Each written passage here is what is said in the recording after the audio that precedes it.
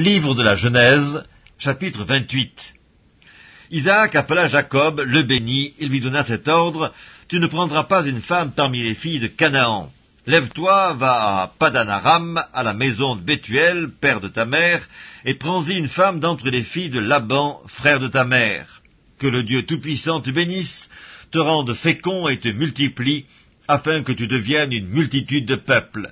Qu'il te donne la bénédiction d'Abraham, à toi et à ta postérité avec toi, afin que tu possèdes le pays où tu habites comme étranger, et qu'il a donné à Abraham. Et Isaac fit partir Jacob, qui s'en alla à Padan-aram, auprès de Laban, fils de Bethuel, l'araméen, frère de Rebecca, mère de Jacob et d'Ésaü. Ésaü vit qu'Isaac avait béni Jacob, et qu'il l'avait envoyé à Padan-aram pour y prendre une femme, et qu'en le bénissant, il lui avait donné cet ordre: Tu ne prendras pas une femme parmi les filles de Canaan. Il vit que Jacob avait obéi à son père et à sa mère, et qu'il était parti pour Padan-aram. Ésaü comprit ainsi que les filles de Canaan déplaisaient à Isaac son père. Et Ésaü s'en alla vers Ismaël. Il prit pour femme, outre les femmes qu'il avait, Mahalat, fille d'Ismaël, fils d'Abraham et sœur de Débajot. Jacob partit de Beersheba et s'en alla à Charan. Il arriva dans un lieu où il passa la nuit, car le soleil était couché. Il y prit une pierre dont il fit son chevet, et il se coucha dans ce lieu-là. Il eut un songe, et voici, une échelle était appuyée sur la terre, et son sommet touchait au ciel.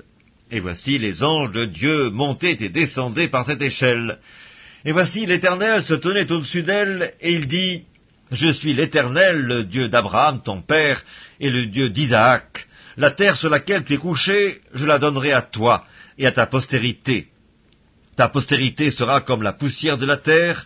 Tu t'étendras à l'Occident et à l'Orient, au Septentrion et au Midi, et toutes les familles de la terre seront bénies en toi et en ta postérité.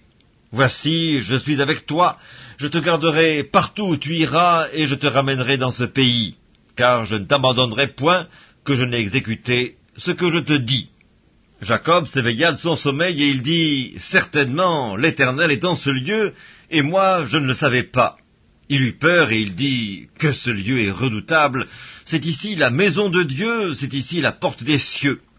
Et Jacob se leva de bon matin. Il prit la pierre dont il avait fait son chevet, il l'adressa pour monument, et il versa de l'huile sur son sommet. Il donna à ce lieu le nom de Béthel, mais la ville s'appelait auparavant Luz.